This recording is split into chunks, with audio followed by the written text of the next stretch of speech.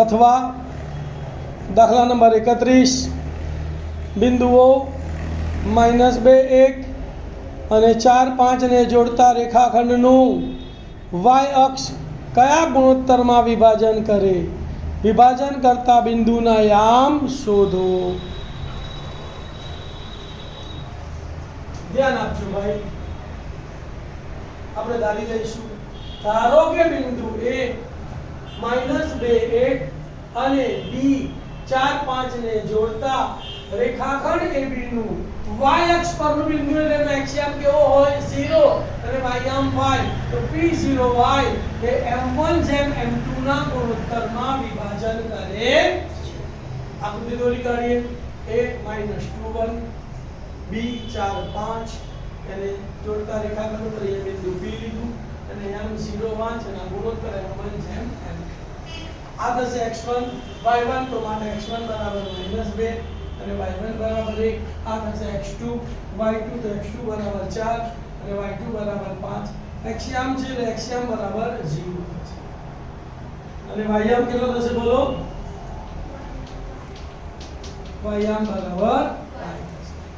હવે વિભાજન સૂત્રનો ઉપયોગ કરતા એક્સિયમ ની વેલ્યુ આપણને ખબર છે 0 એટલે એક્સિયમ ના સૂત્રનો ઉપયોગ કરવાનો. y યામ ની વેલ્યુ ખબર હોય તો y યામ ના સૂત્રનો ઉપયોગ કરવાનો. તો હવે એક્સિયમ બરાબર સૂત્ર યાદ છે ને? m1x2 1 હોય તો 2 લેવાનું ને 2 હોય તો 1 લેવાનું. m1x2 m2x1 છેદમાં m1 m2. એક્સિયમ ની વેલ્યુ કેટલી છે? 0. તેની જગ્યાએ 0 મૂકવાનું. બરાબર ને બરાબર. m1 ના m2 x2 કેટલા છે બોલો? 4. તો m1 * 4 વત્તા ના વત્તા m2 ના m2 x1 કેટલા છે? -2. તો m2 * -2 છેદમાં m1 m2. સાદું આપીએ 4 * m1 એટલે 4m1 -2 * m2 એટલે -2m2. m1 m2 અહીંયા ભાગાકારમાં સામે જાય તો 0 * m1 + m2 એટલે 0. હવે મારે ગુણોત્તર શોધવાનો છે એટલે m2 ને હું સામે લઈ જઈશ તો માઈનસ સામે જાય તો માટે 4m1 = 2m2. હવે ગુણોત્તર શોધેલ m2 ને અહીંયા ભાગ ગુણાકારમાં ને સામે જાય તો 4 અહીંયા ગુણાકારમાં ને સામે જાય તો માટે m1 / m2 = 2/4. 2 કા 2 અને 2 દુ 4. તો m1 / m2 = 1/2. તો માટે m1 / m2 = 1/2.